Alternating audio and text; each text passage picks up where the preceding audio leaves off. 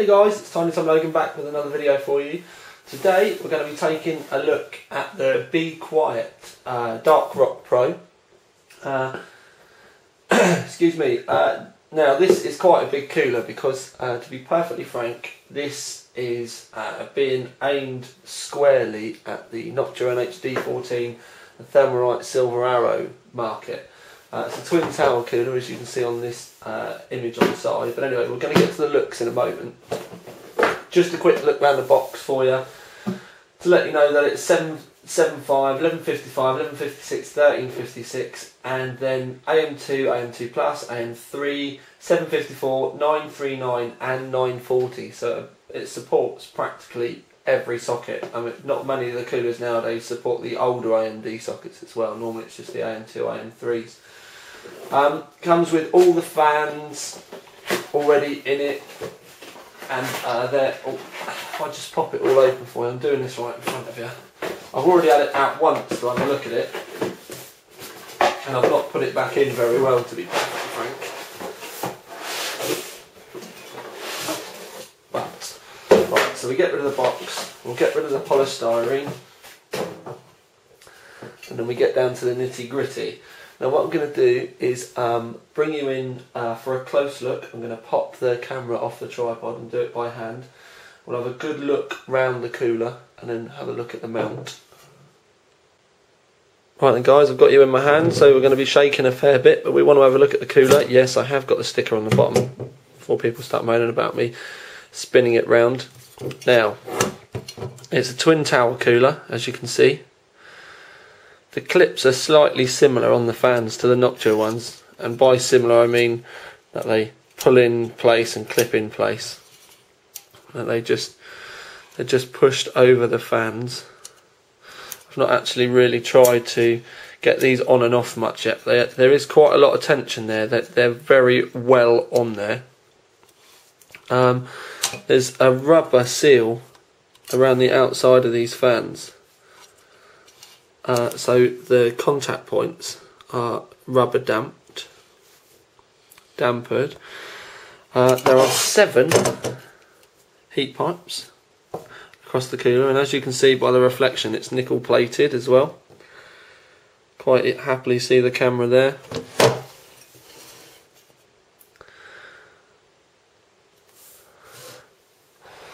Now it comes with the comes with the Be Quiet Silent Wings fans, 220mm ones, straight out the box.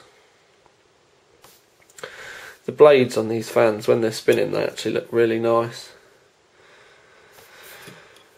It's actually got a large, well, it's got a plate across the top. So once the, that's just my nails by the way that I've done that. Once you've fitted the centre fan, you screw this plate in place so that you have just like, well, you're just looking at a big black square really.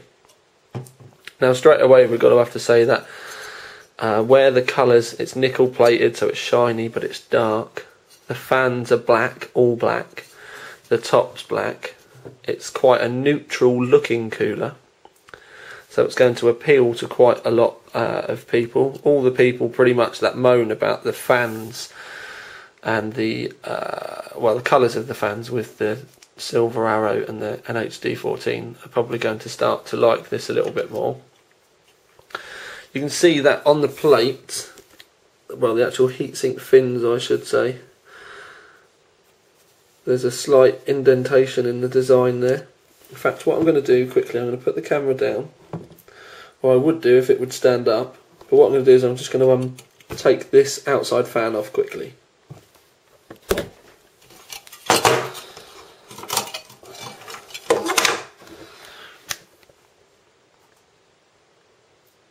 Right, so I've whipped the fan off. You can see there that you've got a slight indentation down there. Now these fins, where it's been nickel plated, they are quite, it's strange to say, but they're rounded off very well and they feel quite soft. Some coolers can feel sharp, this doesn't. If I show you down on the fan, show you again that this circular part round here has like a rubber grommet or a rubber kind of like bush fitted. It's part of the fan's design, I do believe. And those clips, I know my camera's not going to stand up, I'll try and rest it. Those clips, they are stiff, but they're not impossible to fit once you get them on the once you get your fan in the right place. It does clip down fairly easily, from the outside at least. Not sure how easy they were to be fit on the inside, you know, once the fan's fitted. It's PWM, but it comes with an adapter so you can run both fans. I'll be testing this at 12 volt because I don't believe it comes with any adapters. It doesn't. Right, now this is the fitting pack. Now this fitting pack is identical to the Scythe Mine 2. So I'm already quite worried about it because I really didn't like the mount on the Scythe. So straight away this cooler better perform immensely well because this mount, to be perfectly frank, is horrendous. I really didn't like it on the Scythe. I slated it on the Scythe, so I'm going to get exactly the same thing here. So at least we know that the cooler has been made in the same factory as the Scythe because they're all manufactured by OEMs. But now we know that it's mounted the same as the Scythe, I'm going to get this fitted in our test rig in the 690, which is hiding over in the corner there ready, waiting. I'm going to get this fitted and then we'll see how she performs. In fact, while I've got you here, basically the problem is you have to hold the mount, the cooler in place by hand, and then the screws actually push through the back plate and you have to screw it into place from the back. It's really not a good design because it's very difficult to be able to match the mount up to the actual cooler on the other side because you really need two people to do it. It's a very difficult job. It's definitely not the type of mount that you want to be removing a lot, so if you do that, this will drive you nuts. But if you're a fit and forget kind of guy, don't really take your cooler off much more than once every couple of 3 months for cleaning, it might be fine for you. But this, because of this mount, this is the type of thing that makes me personally not want to use it because I've always got my cooler in and out.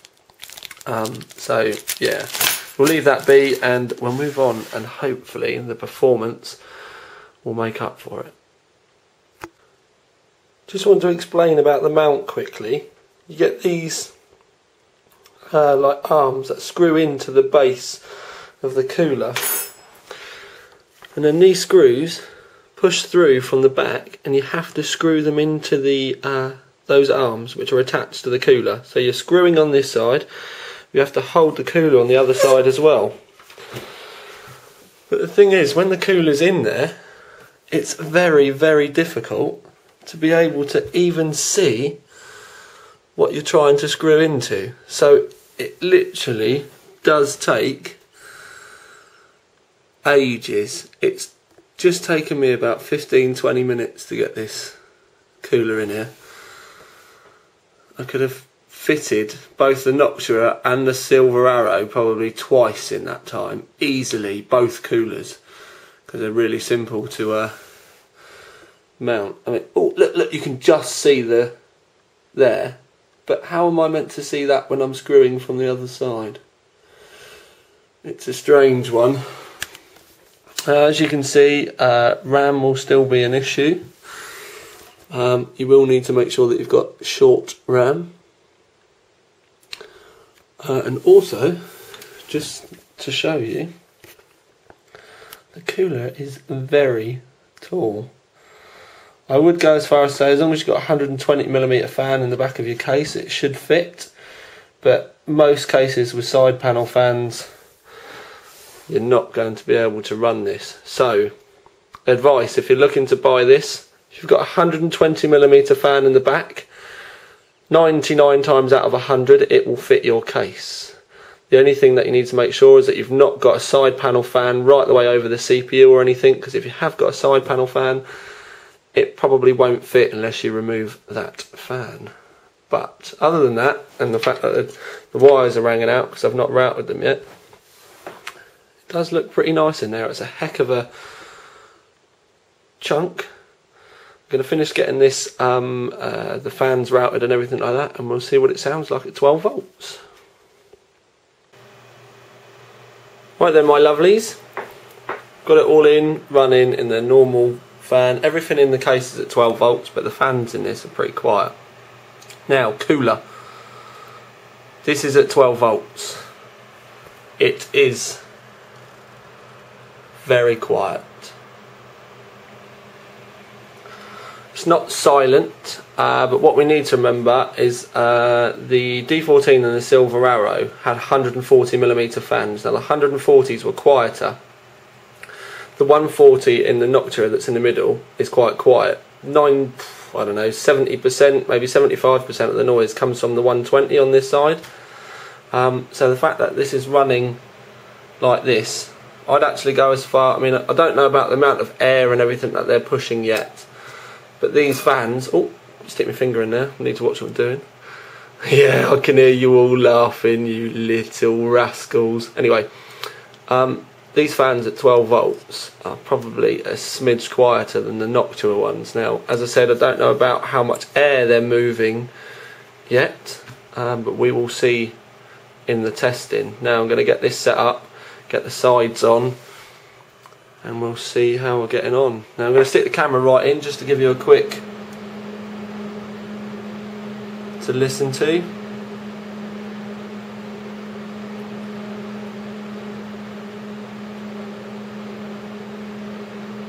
Right, let's get on with the testing. Right then guys, 4 GHz test. Inside room temp there it says 22.1. I'll zoom you in on CPU Z. You'll see we're doing 4 GHz. Oh, flipping heck. Need a new tripod. And it's at 1.25 volts in the BIOS. Right, I need to zoom you out for this bit. But we can see Prime's been running for half an hour now, as we always do with our tests. Now we'll just zoom back in so that we can see the CPU temperatures. My tripod, I've got to replace it, I've had enough of this. Right. When I took my tests, my results, I had 75, 73, 72, 72.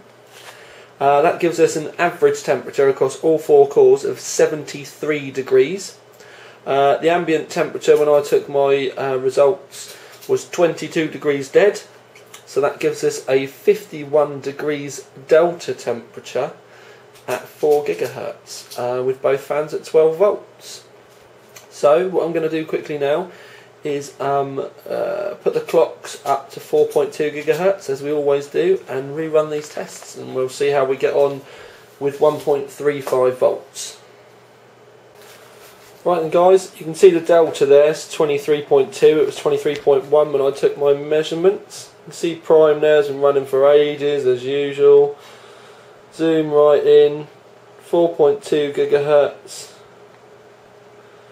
1.35 volts, and then we just go up slowly for the temperatures.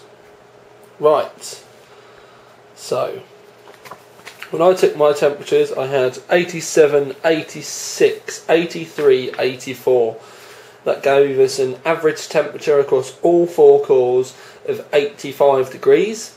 With a 23.1 degrees delta, with a 23.1 degrees ambient temperature, that gave us a total of 61.9 degrees delta temperature. So that's the end of the testing. Now it's just time to get this video wrapped up and see what I thought of it all.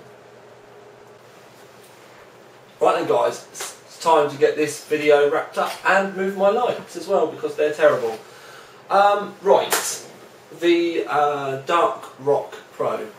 Many people have been kind of anticipating this to be a contender to take the crown away from the Noctua and the Thermalright Silver Arrow. And a lot of people are kind of already saying it has. It falls into the same price point, comes with both the fans. It's the same kind of twin tower cooler design. So a lot of people instantly were like, bam, there we go. And a lot of people, as I said already, said it was going to be better, but it's not. Now, looking at my results that I've got, which you've seen previously, if you take the 4 GHz result, and we'll do delta temperatures, because then that's the temperature above the ambient. The Be Quiet was 51 delta. Then you had the Silver Arrow was 39.5, and the Noctua was 40.2. So there's a over 10 degrees difference there instantly. Go up to 4.2 GHz. We had a 61.9 delta with the Dark Rock, and then with the Noctua and the Thermalright, they were both around the 50 degrees mark, so it was actually slightly below, so there was a 12 degrees difference there. Now, this is a very quiet and also a very capable cooler. To have a cooler that's around about 50 quid with a 50 degree delta on this test rig, so 1.25 volts at 4 GHz, that's about roughly on the money. So when you start going down into the 40s for the delta temperature, that's when you start to see the difference between a good cooler and a great cooler. This looks brilliant. It's so neutral where it's black. It's going to suit a lot more systems, and it's also going to weed out a lot of people are going to prefer this compared to the others, because there's so many people still moaning about the colour of fans of other brands, you know, the heat sinks and stuff that they come with. They don't like the, you know, like the beiges and the blues and stuff like that, so the black will appeal to a lot of people. But this has got the exact same mounting system as the Scythe coolers. And I was quite openly disappointed with that mount with them. It's made at the same OEM factory in China basically, and the mount is terrible. Now, for a £55 cooler to come with a mount that's this, what's the word I'm looking for? I don't want to say cheap, but basic. It is a pain to fit. It's a bit bad. I like the secondary bracket system that you get with the Thermalright and the Noctua. So basically you fit the bracket and then the cooler then goes onto that bracket. And it's just, it makes your life so much easier, whereas with this you're kind of trying to balance it, you've got 4 screws to all kind of like try and line up, and one of the most difficult things is you put the blob in the middle of your CPU to then for your thermal paste. With this, when you're moving it around so much, I ended up taking it off 3 or 4 times, because you can't just, you know, get it roughly lined up and then push it there. When you're always moving it all over the place, you're just going to be, it just ruins it basically. So it's really difficult to get a good contact with as well. A lot of you probably won't notice, or you know, be that bothered about it. But with my testing, it's something that I try to be quite consistent with, so I always get a good mount. But also, I run all the tests 3 times anyway, and when I see something that's wildly different, I know that it's not necessarily had the best of mounts. Now, so it's got, there's no other way of putting it, the mount's crap. I said it with the side stuff, it's disappointing. I really hoped for more, to be perfectly frank. I was at retailers recently as well, and they pretty much, well, they almost take turns in mounting this, because they hate mounting this style so much. If you do work with your case regularly, like taking stuff in and out, you're always moving stuff, then you're not going to like it. It's exactly the same as I said with the sides. But if you're a fit and forget kind of guy, then it's not really going to matter. You're only really going to have to fit it once, or you know what I mean, and then maybe take it off when you're cleaning your rig or something like that. So the temperatures are good, don't get me wrong, it is a very capable cooler. To be able to keep the test rig, as I said, around about that kind of like low 70 mark with a 50 Delta for about 55 quid, it's brilliant. It looks good. I do like it, I really do like it. If it had, oh, and also I need to stress it's quiet as well, because we do like quiet coolers. I do not like tornado, you know, make you death coolers, because they're pointless. Anyone can chuck a Delta with stupid CFM fans on the side of a heatsink and you get decent temperatures. The clever bit comes when you've got quiet fans and good temperatures. That's where we should be heading now. We're past the days that we need a turbojet blowing at the side of a heatsink to make stuff quiet, and the cheapy companies or the tacky companies that are still putting stupid bloody high RPM and CFM fans on, you know, heat sinks to get temperatures out of them. I can't be bothered with that anymore, to be perfectly frank, unless they're budget, you know, cheap. So that, but anyway, this isn't. It's a very good heatsink, but it really is let down by that mount, and it's not in the league of the Silver Arrow or the Noctua as well. For there to be a 10 degrees difference, I mean, kind of like if the Delta had been about 45, I would have said this was up there with like the top, you know, kind of 3, and I would have put it in that kind of like king cooler bracket. But it doesn't really deserve it. It's still going to have to stick down with the, you know, the good quality performance coolers, but it's not a high performance cooler at all, in my opinion. Now I know a lot of other magazines and stuff and other publications in the UK are going to be getting this. They're probably going to be saying it's amazing, but you've got to look at the temperatures.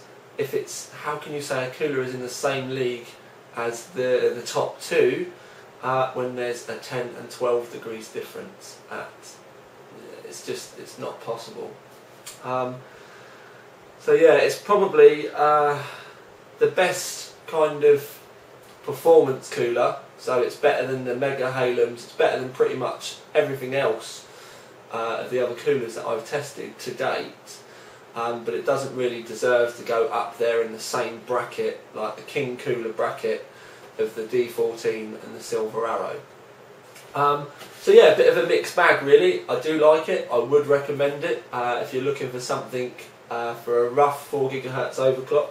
What you need to bear in mind is you need to remember that the heat really does come from the volts. So if you need 1.35 volts on your 930 to get 4 GHz, you're going to be getting roughly the same temperatures that I did with mine at 4.2. So please remember that when you're looking at buying these type of coolers. If you need a lot of volts, you need a good cooler. Otherwise you're going to be getting way up into the 80s, and you know, things are going to be getting really, really hot.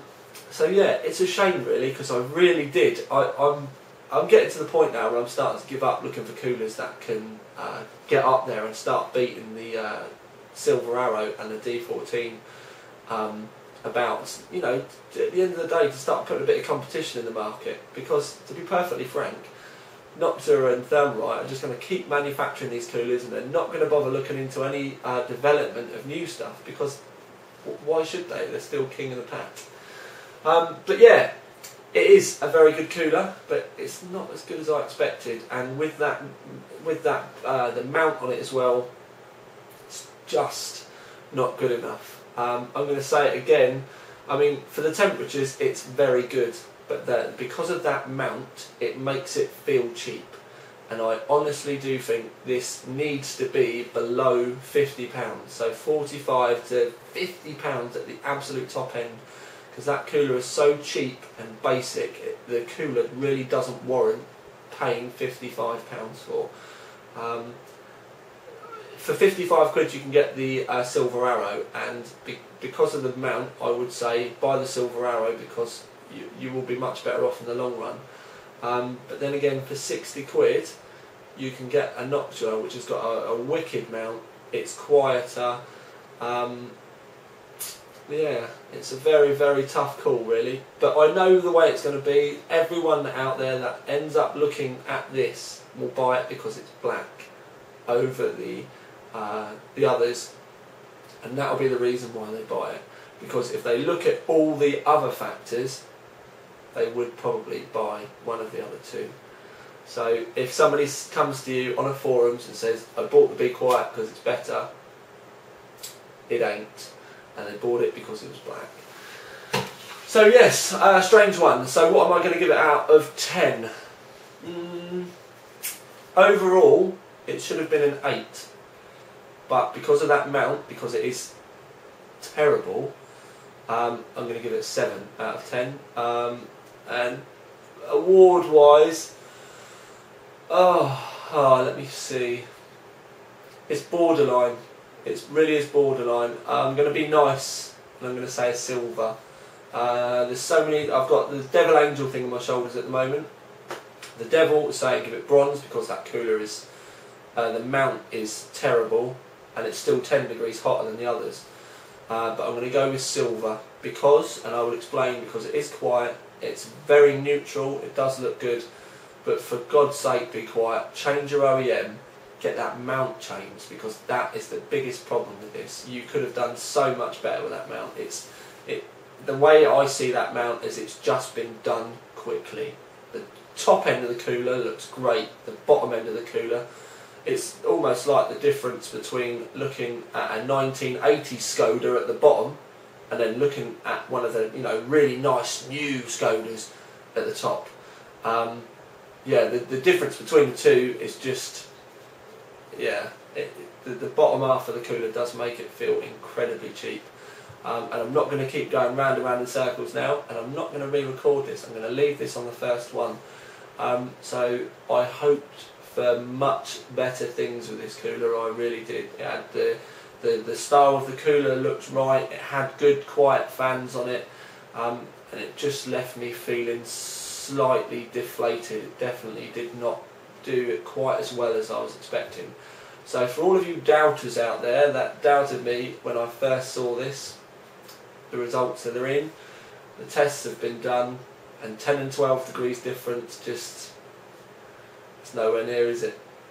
So right, that's the end of it, guys. This is Tiny Tom Logan with another full and frank and completely honest review out. But don't forget, subscribe button is above, comments are below, and I'd really like to hear what you guys think as well. Please remember that Be Quiet will be watching this video like a hawk when it goes live. So your feedback, they are going to be they will read it. So yeah, please let us know what you think as well. This is Tiny Tom Logan, Alt.